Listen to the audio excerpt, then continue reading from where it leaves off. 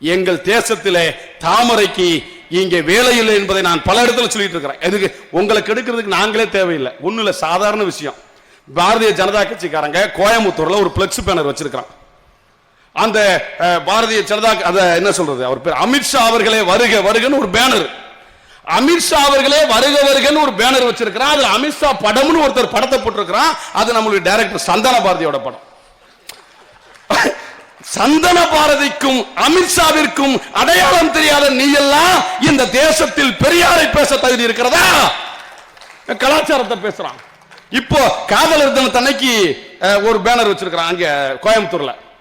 கோவை குண்டுவெடிப்பில் பலியான இந்துக்களுக்கு வீர வணக்கம். காதலர் தினத்தன்னைக்கு வைக்கிறான் பேனர்.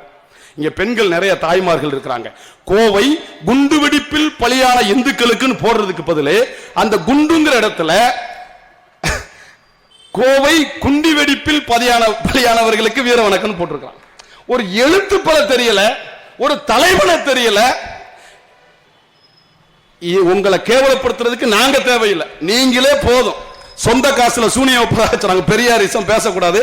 சொந்த காசுல சூனியம் வைக்கிறான்னு சொல்லுவாங்கல்ல. உன்னுடைய கட்சிக்கு உன்னுடைய கட்சிக்காரனே சூனியம் வச்சுக்கிறான். நான் இப்பவும் சொல்றேன், இது பெரியார் பூமி. ஒண்ணுல நீ எம்எல்ஏ ஆக வேணாம், ஜெயிக்கல வேணாம். தமிழ்நாட்டில் எந்த தொகுதியிலாவது நீ நோட்டா ஓட்டவா தாண்டி நீ வாங்கிட்டீங்கன்னா இந்த நாட்டில் நாங்க மீண்டும் எங்களை மறுபரிசீலனை செஞ்சுக்கிறோம்.